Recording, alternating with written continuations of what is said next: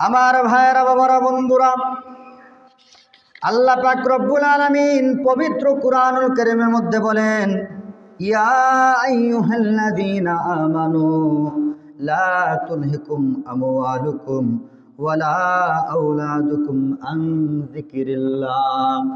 আমার আল্লাহ পাক রব্বুল আলামিন বলেন, ইয়া আইয়ুহাল্লাযীনা আমানু, হে ঈমানদারগণ। আমার আল্লাহ পাক কোনো বেঈমানকে, মুনাফিককে আল্লাহ পাক বলেন নাই। আল্লাহ পাক বলছেন আমানু, ঈমানদারগণ। ও আল্লাহ, আপনি কি বলতেছেন? আমার আল্লাহ পাক বলেন, লা তুলহিকুম আমওয়ালুকুম ওয়ালা আওলাদুকুম আন যিকিরিল্লাহ। আমার আল্লাহ পাক রব্বুল আলামিন বলেন, তোমাদের ধন দৌলত, সন্তান সন্ততি যা কিছু রয়েছে, তারা যেন তোমাদেরকে আমি আল্লাহর স্মরণ থেকে বিরত রাখতে না পারে।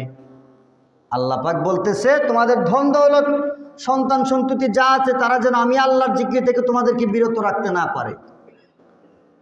তো দেখেন, যে পরিবারের জন্য এত কিছু করতেছেন, করতে গিয়ে আল্লাহর কথাই ভুলে যাচ্ছেন। 5 ওয়াক্ত নামাজের কথা খবর নাই, রমজান মাস আসলে রোজা রাখার কথা খবর নাই, আপনার উপরে জাকাত দেওয়া ফরজ, জাকাত দিচ্ছেন না, হজ করা ফরজ, হজ করছেন না। কাদের জন্য করছেন এগুলা?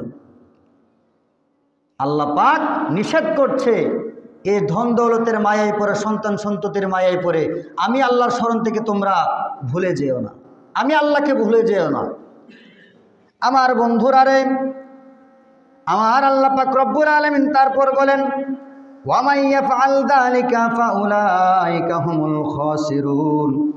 আমার আল্লাহ পাক বলেন, যারা এইভাবে গাফিল হয়ে যাবে, আমি আল্লাহকে ভুলে যাবে, তারাই হলো ধ্বংস।